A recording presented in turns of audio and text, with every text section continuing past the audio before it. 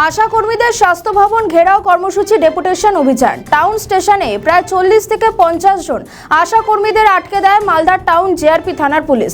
অভিযান ছিল একাধিক দাবি দেওয়ার ভিত্তিতে। মঙ্গলবার রাতে গৌড় এক্সপ্রেসের ট্রেনে তাদের কলকাতা যাওয়ার জন্য তারা রওনা দেন, কিন্তু তাদের টিকিটে থাকা সত্ত্বেও মালদা জিআরপি টাউন পুলিশ তাদের ট্রেনে উঠতে বাধা দেয়, কিন্তু সেই মুহূর্তে তাদের ট্রেনে উঠতে দেওয়া হয় না। ময়নাতে আশা কর্মীদের বাস আটকে দেয় পুলিশ। পুলিশের সঙ্গে বচসায় জড়িয়ে পড়েন আশা কর্মীরা। অপরদিকে মেচেদা রেল স্টেশনের আশা কর্মীদের আটকালে বিক্ষোভ দেখান আশা কর্মীরা।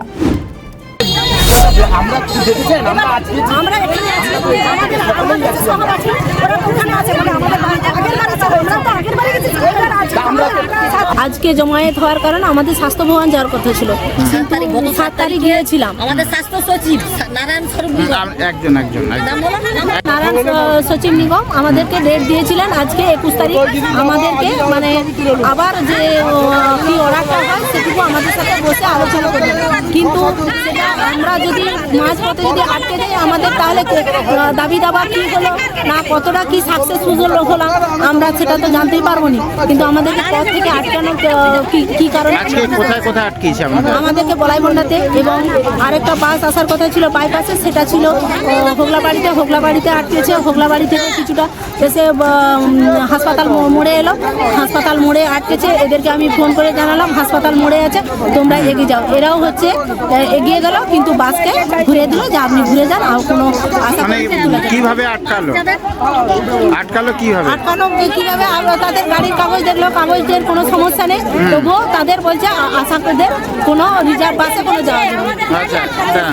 মানে ওদের মানে যারা হচ্ছে গাড়ি নিয়ে যাচ্ছিল তাদেরকে কি ভয় দেখানো হয়েছে? হ্যাঁ, তাদেরকে কেস দেবে, মানে ড্রাইভারদেরকে ভয় দেখেছে। আচ্ছা, এটা জানলেন কিভাবে? আমরা তো নিজেরাই চেয়েছিলাম, আমরা তো বলাইপন্ডা থেকেই তো এসেছি, বলাইপন্ডাতে কনস্ট্যান্ট আমরা ড্রাইভারের সাথে ছিলাম। আচ্ছা। হ্যাঁ, এখানেও কি প্রশাসন আটকালো নাকি? এখানেও কোথায় আটকালেন? কিছু অর্ডার দেয়নি যে কোনো কিছু করার জন্য, সেগুলো নিজেদেরকে অবরোধ করতে হয়। আমাদের নিজেদের যেহেতু পেটের তাগিদ আছে, সে নিজেদের তাগিদে আমরা সেই অবরোধ করছি। আমার নাম মৌমিতা প্রধান। বাসের কাগজপত্রও দেখলেন, দেখার পরে উনি বলছেন যদি আপনারা যদি যান তাহলে আপনাদের নামে নিজেদের নামে কেস দেওয়া হবে, বাস শুধু নয় আপনি পাবলিক হিসাবে আপনার নামে কেস দেওয়া হবে।